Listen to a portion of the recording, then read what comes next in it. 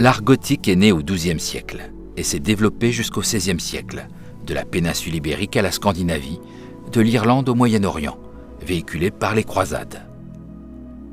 L'origine de cette grande révolution artistique se situe dans la région de Paris, à l'abbaye de Saint-Denis, grâce à l'abbé Suger et à son idée fondamentale.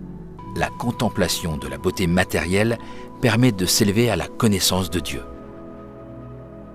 Et c'est la clé de l'architecture gothique.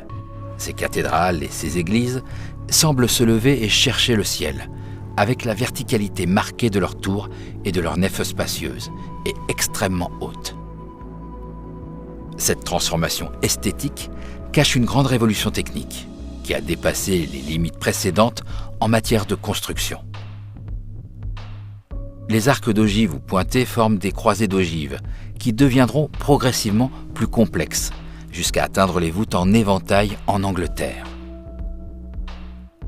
À l'extérieur, un maillage d'arcs-boutants, de contreforts séparés du mur et des pinacles les surmontant supportent la pression des voûtes, ce qui permet de construire ces bâtiments de plus en plus hauts et légers. Face à la robustesse et à l'obscurité du roman, la lumière inonde les temples gothiques. Les murs décorés de fresques sont remplacés par d'énormes vitraux et rosaces, aux couleurs vives, qui laissent pénétrer une lumière génératrice d'une expérience mystique.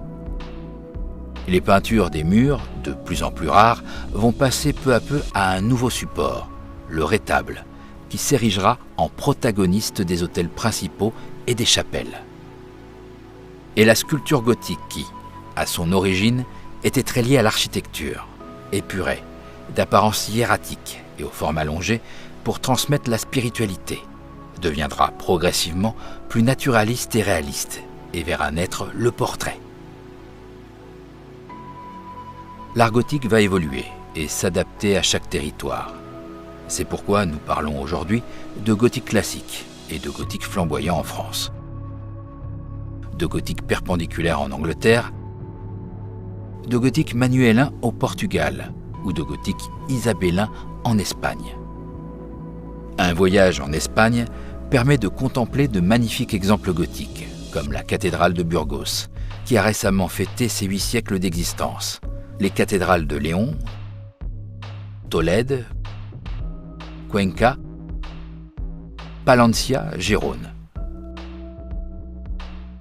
le cloître de la cathédrale de Pampelune, l'église Saint-Paul à Valladolid, la cathédrale de Séville, le plus grand temple gothique du monde, ou, comme bâtiment civil, la loge de la soie à Valence.